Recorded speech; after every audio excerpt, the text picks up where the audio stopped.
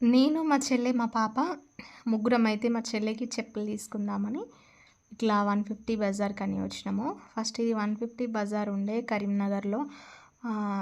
కారం పొడి, పసుపు అట్లా పడతారు చూడండి. ఆ ఏరియాలో ఉంటది గానీ, ఇప్పుడు పేరుకే 150 బజార్ 800, 900 అంత దాకా అయితే వస్తువులు అమ్ముతున్నారు. సో, మీరైతే ఆలోపు ప్రోడక్ట్స్ అన్నీ చూసేయండి. మంచిగుంటాయి.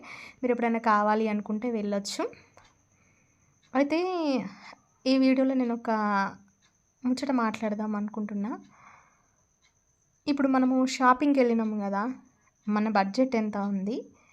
ఆ బడ్జెట్‌లో మనకి క్వాలిటీ వస్తువులు ఎట్లా తీసుకోవాలి?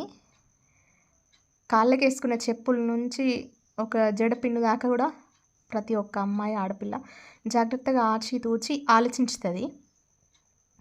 అంటే ఇప్పుడు ఏ సీజన్ నడుస్తుంది? ఈ సీజన్‌కి అనువుగా ఎట్లుండాలి చెప్పులు? వర్షాకాలం అయితే బురద చిట్లకుండా, వర్షంలో వాటర్ ప్రూఫ్ కావాలి, పాడు కాకుండా, కొంచెం లైఫ్ రావాలి. కనీసం ఒక సంవత్సరమైనా, 2 సంవత్సరాలైనా ఆగాలి అని అనుకుంటారు. మినిమమ్ ఒక సంవత్సరము. ఒక సంవత్సరం వేసుకునే చెప్పుల కోసమే ఆడపిల్లలు ఎంత ఆలోచిస్తున్నారు కదా! అంటే మనం దగ్గర ఎంత బడ్జెట్ ఉంది? ఆ బడ్జెట్‌లో ఎంత క్వాలిటీ రావాలి అని మనం ఎక్స్‌పెక్ట్ చేస్తున్నాం కదా! మరి ఆడపిల్లలు మనమెంత విలువైన వాళ్ళము, మన విలువకు తగిన పార్ట్నర్‌ని మనం ఎట్లా సెలెక్ట్ చేసుకోవాలి అని కూడా ఆలోచించాలి. కొందరు ఆడపిల్లలు ఎట్లుంటారంటే, పేరెంట్స్ ఇంటి దగ్గర పరిస్థితి బాలేకపోతే, తాగుబోతులు అయ్యి ఉంటే, గిఫ్ట్‌ల కోసమో, దానికోసమో, దీనికోసమో పెళ్ళికి ముందు కొందరు అబ్బాయిలతోని అట్లా ఇట్లా మాట్లాడతారు.